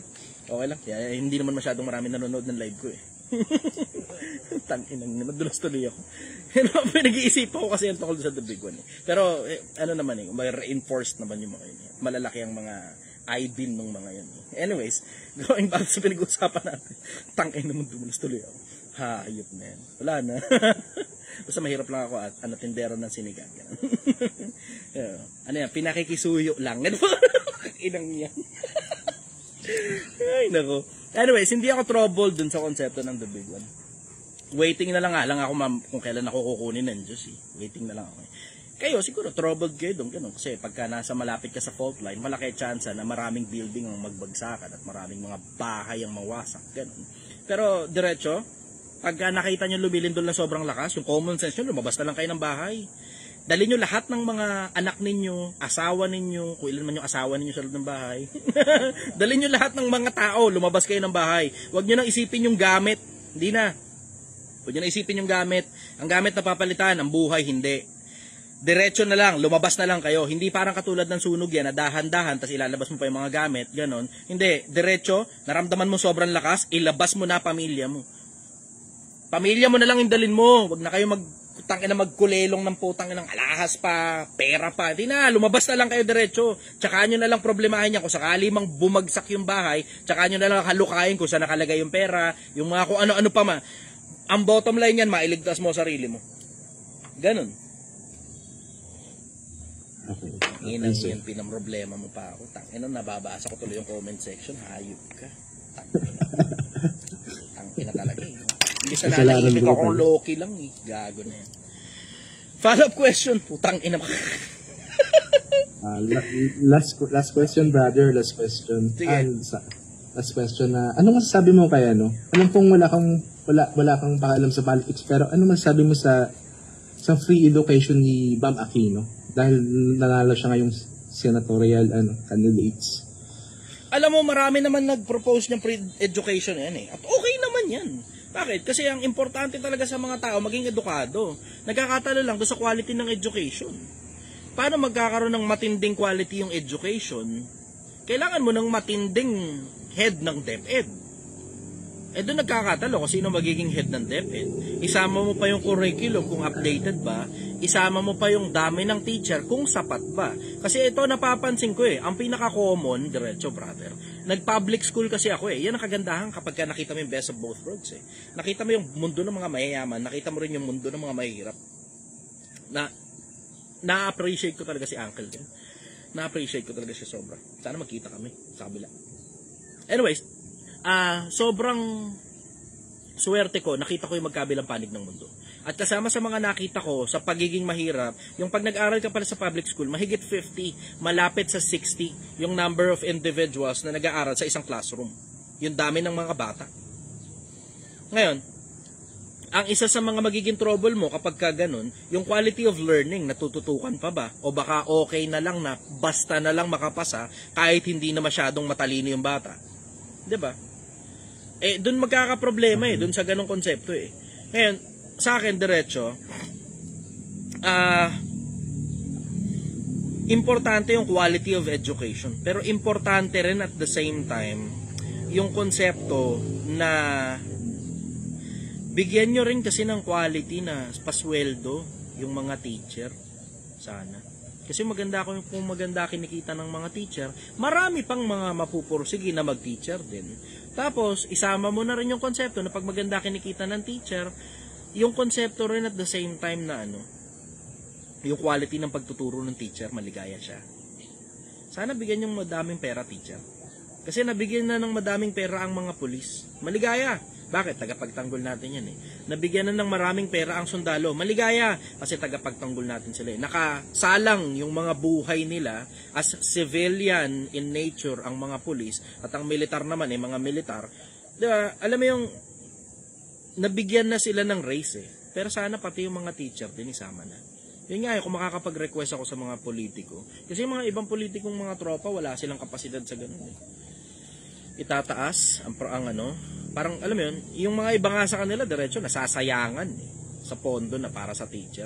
Huwag kayong manghinayang. Kinabukasan ng mga kabataan natin ang pinag-uusapan dito tungkol sa sweldo ng teacher. 'Di ba?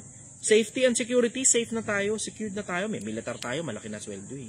Ang pulis natin malalaki din naman ang sweldo eh. Pero yung mga teacher kawawa naman. Paano ka makakapagbigay ng quality education sa mga estudyante kung nahihirapan ka dun sa konsepto pa lang ng pambayad ng bills, pambili ng chalk, pambili ng whiteboard, marker, diba? Kung whiteboard man yung gamit sa eskwelahan ninyo.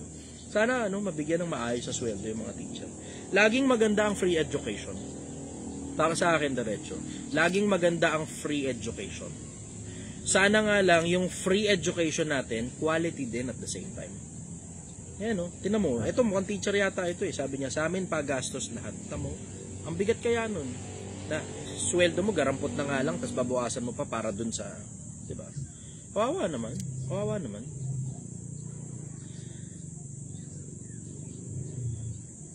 Mr. Henyo, malaki na po yung sahod ng teacher. Pero pag public teacher, tamad. Eh, yung katamaran ng mga public teacher, nakadepende yan sa kung sino namumuno dun sa eskwelahan. 'Di ba? Makikita naman ng principal yan eh. 'Di ba? So, kailangan yung principal matindi rin at the same time. Hindi ka kukuha ng mga teacher na tamad, o kung yung teacher man tamad, check mo na muna kung ano dahilan bakit tamad. Baka naman may dinaramdam yung tao. Kasi huwag nyo kakalimutan, papaalala ko lang uli sa inyo, tao rin sila. Mga teacher natin, tao yan. Ang tataas ng standard ninyo para sa mga teacher, ang baba naman ng sweldo nila. 'Di ba? Yung alam mo yung ang taas ng hinihingin yung requirement para sa mga teacher, sa kakarampot na sinesweldo nila, nakakaawa. Nakakaawa, bakit ganun? Alam mo, yan yung kung sakali man, sa bagay, hindi naman kasi ako politiko at hindi naman ako interesado sa politika. Pero, diretso, kung may nakikinig na politiko, sana yung mga teacher din, taasan yung sweldo. Oo, sige, baka hindi nyo mapapakinabangan sa kampanya nyo yan. Pero isipin nyo yung susunod na lahi ng Pilipino, pag puro tayo bobo dahil sa quality of education, dahil tinatamad yung teacher, dahil ang baba ng sweldo, sa kanila pa lahat ng gastos, isipin nyo yung susunod na mga tao natin sa Pilipinas. Ang hirap kung hindi nyo alam, Pilipinas, napakahirap umalagwa mula sa kahirapan kapag hindi ka aral kung saan yung daan para makaalagwa ka.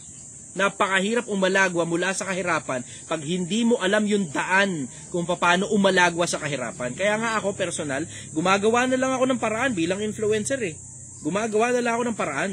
Sinasangkaalan ko na nga lang yung sarili ko para maipakita sa inyo mano-mano kung paano umalagwa mula sa hirap.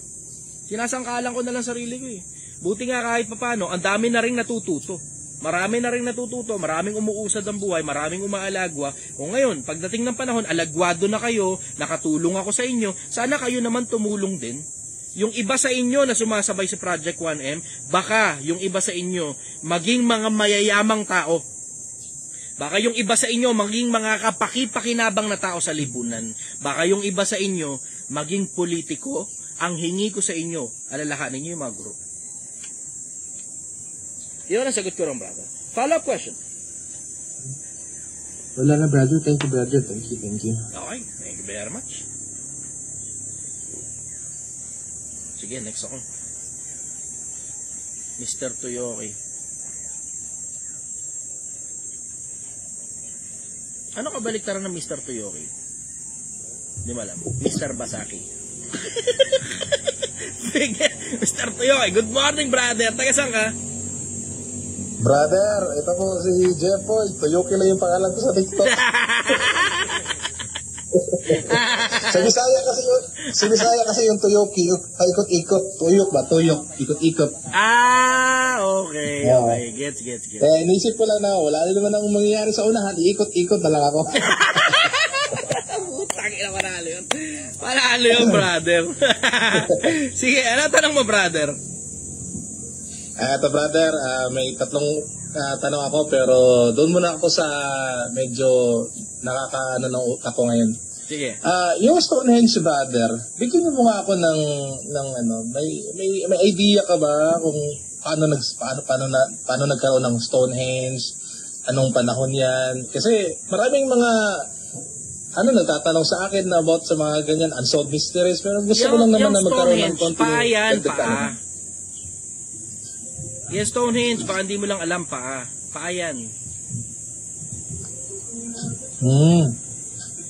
Alam mo yung Easter Island? Easter Island. Alam mo yung mga nakalitaw na mga mahahabang ulo dun? Nasa kabilang parte ng mundo yun. Yung Stonehenge yung mga paa dito banda. Sa kabilang panig ng mundo. Pakintelihenteng biro lang yun.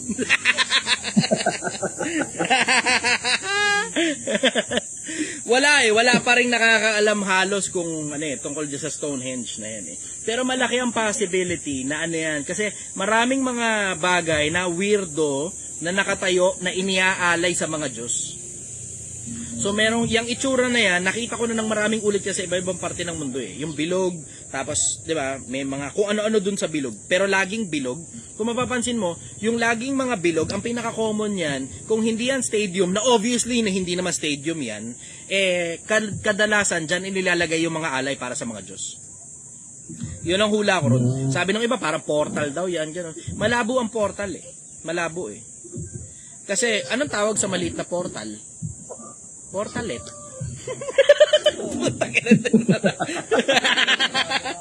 Malabo sa portal. Malaki yan So mali-mali na portalet yun. Diretso, hindi ko masyadong pinoproblema yan eh. Kasi yan yung mga tanong na itatanong ko na lang sa Diyos pagdating ko sa kabilang buhay. Kasi out of curiosity, di ba? Okay, sige, pinag-aralan ng maraming mga scientifico yan, etc., ganon. At hanggang ngayon, hindi pa rin nila talaga magkaintindihan kung ano ba yan at bakit nasa gitna ng kawalan yan. Parang katulad lang din ng Pyramid of Egypt. Di ba? Yung Pyramid of Egypt, sabi, parang mga giant daw ang gumawa nun. Di ba? Giant daw. O, tapos sabi nung iba, Anunnaki daw yan. Kasi may mga malala, bla bla, di ba? At kung ano-ano pa. Merong ang mismong Egyptian government nagsasabi hindi nga alien kasi ang gumawa niyan. Ang gumawa niyan craftsmen. Mga magagaling na mga tao na magaling din sa konsepto ng mga bato. Magagaling na tao ang gumawa niyan, hindi alien. Mismong gobyerno na nila nagsasabi hindi nga raw alien eh. Bakit? Kasi nga yung mga libingan nung mga alipin o nung mga craftsmen na gumawa niyan, nandun lang sa gilid. Hindi lang nila sinasabi sa inyo. Nasa gilid lang. At nandun pati mga bangkay nila. Yung mga buto-buto nila. Hanggang ngayon, nandun pa rin yung mga buto hindi pinakikialaman ng gobyerno. Bawal nga lang pumunta ron. Tatanong mo, paano mo nalaman, Chester, na nandun sa gilid? Tapos paano mo nalaman na hindi pinapapuntahan sa mga tao? Siyempre, napanood ko sa Facebook. Lahat ng napapanood mo sa Facebook, totoo eh. Panoorin nyo yung kay Mr. Beast. Binigyan siya ng 24 hours para libutin lahat ng parte. Access free. Lahat. 24 hours ba yun? Parang 72 hours yata. Basta 3 araw. Parang ganun. 3 araw. Tapos nilibot nila lahat. Nakita nyo, kung napanood nyo kay Mr. Beast, binigyan sila 100% access. Kasama na pati yung mga parte na hindi pinapabisitahan sa mga tao, bawal. Yung binigay kay Mr. Beast na access doon, nabigyan siya ng access pati doon sa mga libingan ng mga craftsmen na alam mo sila talaga yung gumawa kasi nakasulat sa tabi ng bato. Nakasulat sa tabi, yung itsura na paano ginagawa, gano'n, nandun sa gilid. Nandun! Pati nga yung kung paano sila gumagawa ng alak nung araw, nandun din, may picture doon sa gilid. So, alam mo yun, mahilig lang talaga mga tao sa conspiracy theory eh. Pero ako manghuhula dyan, ang pinaka-logical na sense niyan, ng gamit niyan, lalagyanan niyan ng mga alay nila para sa mga Diyos nila. Yun ang pinaka-common na makikita mong, structure ng mga pinag-aalayan ng mga tao nung unang panahon eh. Kadalasan yan, pabilog. Kadalasan yun, sobrang dalas no na pabilog, doon iaalay ngayon doon sa pabilog, kung ano man yung iaalay nila sa Diyos nila. Maaaring halaman o hayop o prutas o minsan tao. Ganun. Yun ang masasabi ko. Follow-up question, brother. Okay, sige. Follow-up question, brother. Dito naman ako, lalalim muna ako konti, Sige. Dito muna ako sa history sa buhay ni Jan Jeska. Familiar ka? Ganges ka, kilala ko. Sino si Jan Jeska? Ganges ka? Ganges ka ba yun? Ganges. Ayun ba, yung nasa, yung nasa 14th century na taga Czech Republic? Ganito, mag-sign up ka sa Netflix. Meron yan dun. Panoorin mo yung documentary. Ayun nga, brother, ang tanong ko kasi doon actually kagabi na napanood ko yung movie I'm wondering kasi, sa panahon ng 14th century, after nung namatay si Jesus sa, I think, first 100 years, laganap na ang Katolisismo sa ano bang kuan yun? Sa sect na ipinaglaban ni sino nga yun? Si kuan? Pinaglaban niya ni Jeska bakit ko kasi, brother, noong panahon ba na kumakalat yung Roman Catholic, talaga ba na gumagamit sila ng mga armies? Oo, brother. Kasi ang Roman Empire nag-transition sila from being pagans to being Christians eh.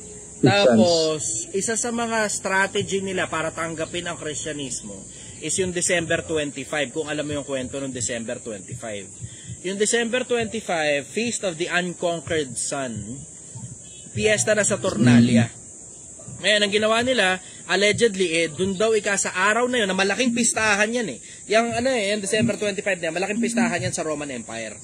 Tapos, dun nila i-donate yung kapanganakan daw ni Jesucristo. Kahit ang totoo, hindi naman talaga totoo yun. So, pasensya na kayo sa mga Katoliko, niloko lang tayo. Ngayon, sabi mo, paano mo nasabi yon, Chester? Kasi nasa Encyclopedia Britannica yan. I-check ninyo. Nasa Encyclopedia Britannica yan. Na mismong sinasabi ng Catholic Church mismo na yung mismong kapanganakan ni Jesucristo is unknown. Tapos, yung Roman Empire, yung December 25 is Feast of the Unconquered Sun. Ngayon, ang nangyari, i-donate nila yung kapanganakan ni Kristo dun sa isa sa pinakamalalaking piyesta ng Roman Empire para pagsamahin yung paganismo at tsaka Kristyanismo, allegedly. Ia-alleged ko lang yan kasi hindi naman yun talaga eksaktong verbatim na sinasabi dun Pero mababasa niyo yung Feast of the Unconquered Sun, December 25, tapos the actual birth of our Lord Jesus Christ is unknown. Yun eksakto verbatim, mababasa niyo yan dun. Saan yan? Sa Encyclopedia Britannica, na official na encyclopedia ng Catholic Church. Ngayon, paglipas ng ilang panahon, dahil nga alam mo yun, malaki ang impluwensya ng Roman Empire sa mundo. Isa sa mga nakita nilang strategies para alam mo yun, makasakop ng maraming bansa is through religion. Doon na ngayon nangyari yung konsepto ng anong tawag dun sa Holy Inquisition kung tawagin nila. Yan yung parang mass conversion ng mga tao from being any other religion to being Catholics. Ganon yung nangyari. So ngayon, marami silang pinatay na tao at nasa history din naman ng mundo yan, na official record, somewhere around parang 300,000 people yung pinatay nila na ayaw mag-convert papunta sa Katolisismo o mga kalaban ng Katoliko, mga heretics kung tawagin nila. Ganon yun Tapos, yung 300,000, marami naman tao yun. Isipin mo yun, yung parang, alam mo yun, yun yung parang count pa lang na recorded. Pero yung unrecorded, syempre hindi na Holy Crusade kung tawagin nila. Holy Crusade din yun Yun yung mga armies di ba? Na kino-convert nila yung mga tao na hindi kayo magko-convert papuntang Katoliko. Okay. Tapos deads kayo, ganun. Ganun yung bagsakan nun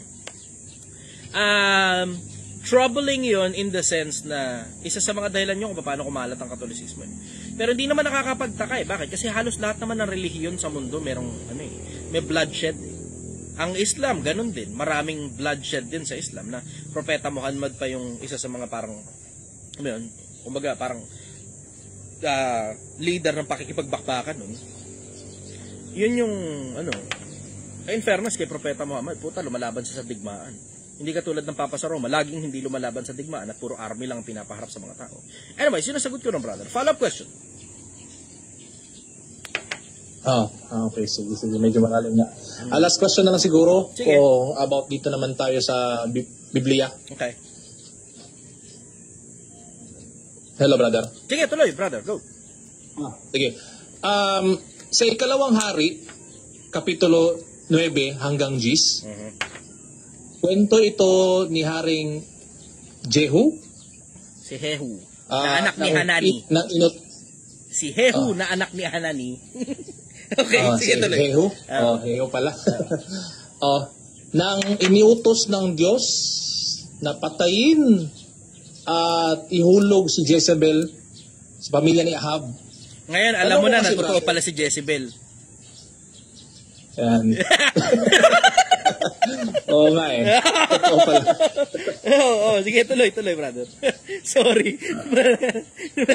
Nabasa ko si Jezebel kasi sa Biblia. Ngayon alam niyo totoo na si Jezebel. Bakit? Nakasulat dito Pero yun yung pangalan na Jezebel. Hindi yun yung Jezebel na kalating tao, kalating isda. Hindi gano'n. Okay. Sige, tuloy, brother. Tulunta Kaya totoo ako. Ayan. Nung nabasa ko yun, Hindi to nilagyan yung- ko pa na highlight yan sa Biblia. Pakita ko sa inyo, nilagyan ko pa highlight yan. Tingnan mo, totoo si Jezebel. Sige, sorry. Okay, go, tuloy. Bale, hindi to yung isda ha, ito tao to siya. Sige, tuloy. Asawa ng hari. Oo.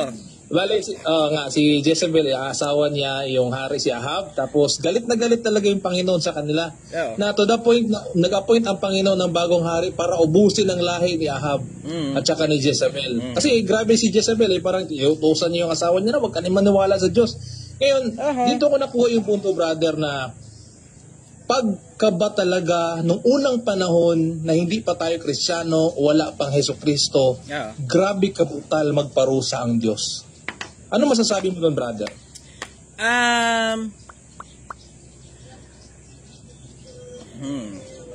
Alam mo, multiple factors. Ang daming tumatakbo sa isip ko na nagdadahan-dahan ako sa pagsagot tungkol dyan. Kasi tungkol sa Diyos yan. Ang dami, multiple factors. Una, merong posibilidad, baka conspiracy theory ito, delikado masyado, delikado sa mga tao. Kausap ko yung sarili ko sa loob ng ulo ko Ulitin mo ulit yung tanong.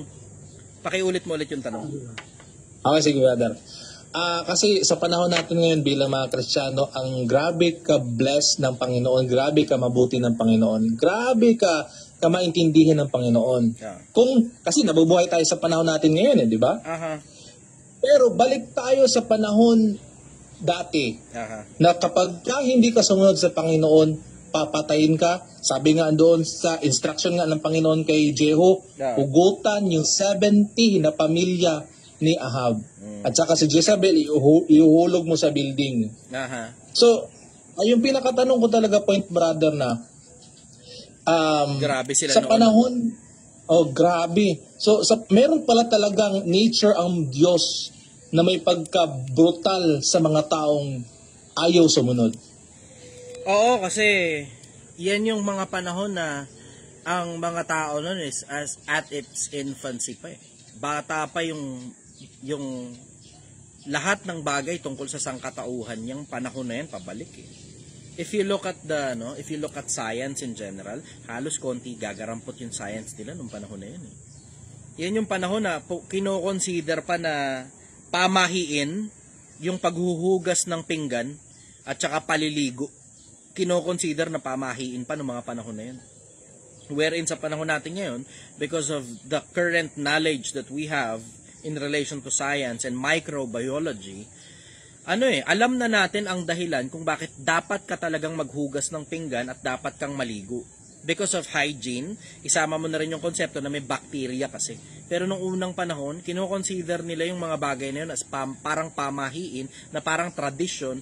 Tapos at the same time, mga palatuntunan na kailangan mong gawin kasi sinabi ng Panginoon na kailangan mong gawin yun.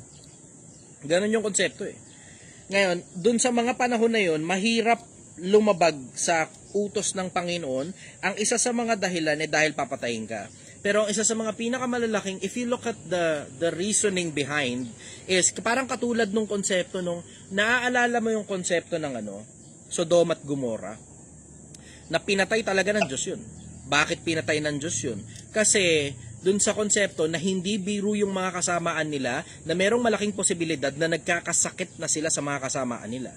Ang isa sa mga pruweba niyan, yung nung nag-excavate sila sa Kanaan. So, pinapatay ng Diyos yung mga tao ron sa Kanaan. Tapos, nag-excavate sa Kanaan. Tapos, if you look at merong mga gumawa ng documentaries tungkol dyan na hinukay, tapos tinignan yung mga buto, tapos ang isa sa mga dumbfounding results na nakita ng maraming mga scientifico, yung mga buto, malaki ang possibility na yung mga taong nandun, may mga venereal diseases. Ngayon, if you look at history in general, kapag ang isang civilization may mga venereal diseases doon, walang gamot nung mga panahon noon sa venereal disease. Kaya ang sabi ni Solomon doon sa isa sa mga talata ng Kawikaan, anak ko, makinig ka.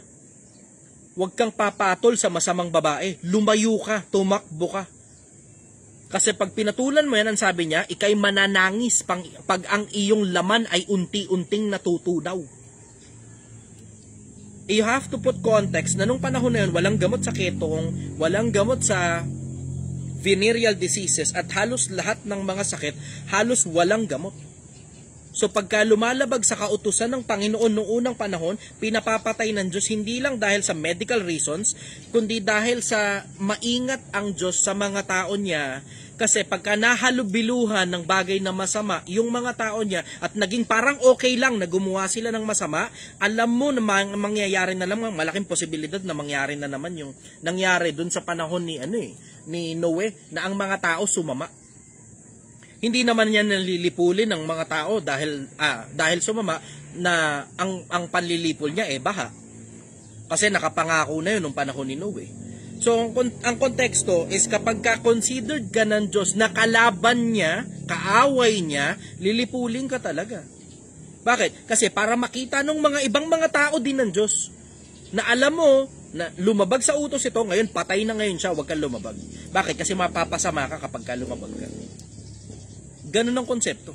Yun ang overall principle na makikita mo hindi lang sa Biblia, kundi pati sa Quran at pati sa maraming iba pang religious books na merong history ng violence dun sa kwento nila.